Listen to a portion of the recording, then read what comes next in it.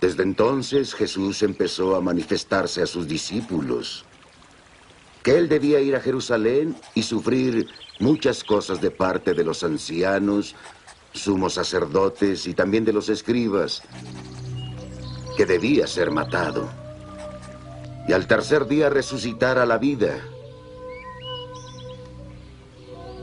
Pedro, tomándolo aparte, se puso a reconvenirle. No quiera Dios, le dijo, de ningún modo te sucederá. Jesús, volviéndose, dijo a Pedro, ¡Atrás de mí, Satanás!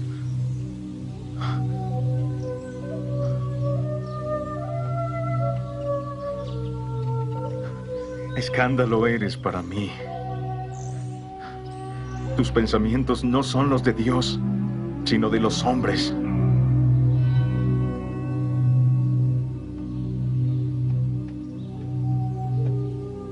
Entonces dijo Jesús a sus discípulos, si alguno quiere venir en pos de mí, debe negarse a sí mismo y tomar su cruz y seguirme.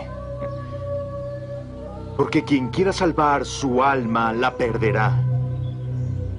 Pero quien pierda su alma por mí, la encontrará. Pues ¿de qué le servirá al hombre ganar el mundo entero si pierde su alma? ¿Qué podrá dar el hombre a cambio de su alma? Porque el Hijo del Hombre vendrá en la gloria de su Padre con sus ángeles y entonces pagará a cada uno de acuerdo a su conducta. Palabra del Señor, gloria a ti, Señor Jesús.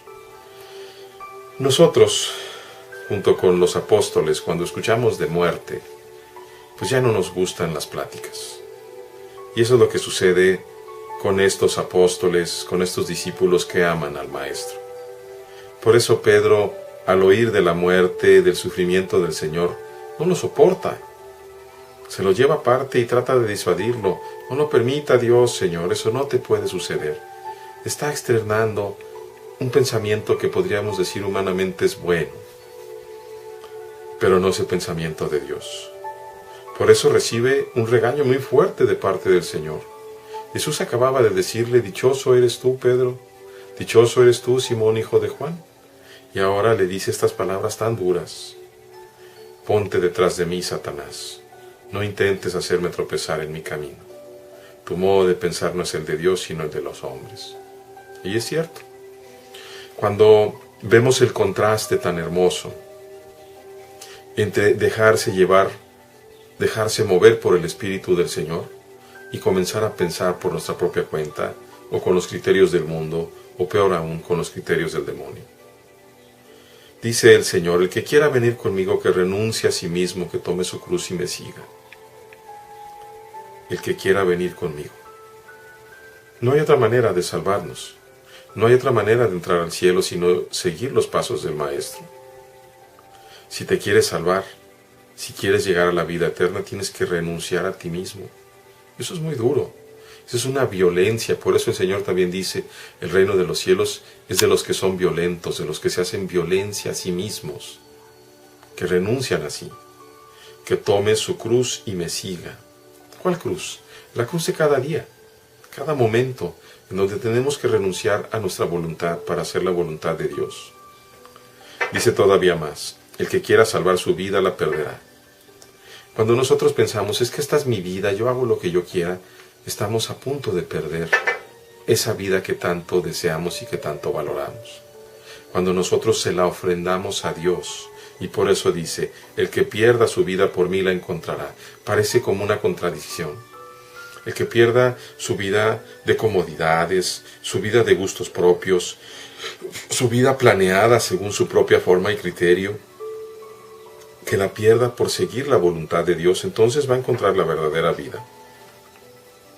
Finalmente el Señor dice, el Hijo del Hombre ha de venir rodeado de la gloria de su Padre y dará a cada uno lo que merecen sus obras. Es en el amor del Señor en acto, es decir, en las obras de caridad, cuando el Señor nos va a considerar. Por eso el Señor dice en Mateo 25, tuve hambre y me diste de comer, tuve sed y me diste de beber, estaba desnudo y me vestiste, enfermo y fuiste a atenderme, encarcelado y fuiste a visitarme, era forastero y me acogiste en tu casa. Cuando nos abrimos a la voluntad de Dios, Dios manda su Santo Espíritu como fuego ardiente, y entonces nos ayuda a vencer nuestra voluntad egoísta, nuestra voluntad pequeña, soberbia, humana, dándonos una voluntad de Dios, que es la acción del propio Espíritu. Por eso también podemos ver al propio Señor Jesús, que va descubriendo su camino, totalmente vencida su voluntad, una sola voluntad con Dios, sintiendo este fuego encerrado en sus huesos que lo hace aceptar justamente la muerte y la muerte de cruz. Dejémonos llevar, pidamos ese fuego para cada uno de nosotros y para los demás. No tengamos miedo, pero sí discernamos. En esto de la moción del Espíritu es muy importante tener un director espiritual. Dios jamás nos va a invitar a hacer cosas malas. Dios jamás nos va a invitar a hacerle violencia a nadie. Dios jamás nos va a mover a perjudicar a nadie. Dios jamás en su moción nos dejará con angustia. Esas son obras del demonio. Las obras de Dios son obras de amor, son obras de alegría y muchas veces obras de sufrimiento para nosotros mismos, pero que ayudan a muchos de nuestros hermanos. Que Dios nos conceda en el nombre de Yeshua, su Hijo Jesús, que nos bendiga con el fuego de su amor y que ese fuego purifique todas nuestras maldades y nos dé fuerza de voluntad para amarle cada día más. Dios les bendiga, hermanos.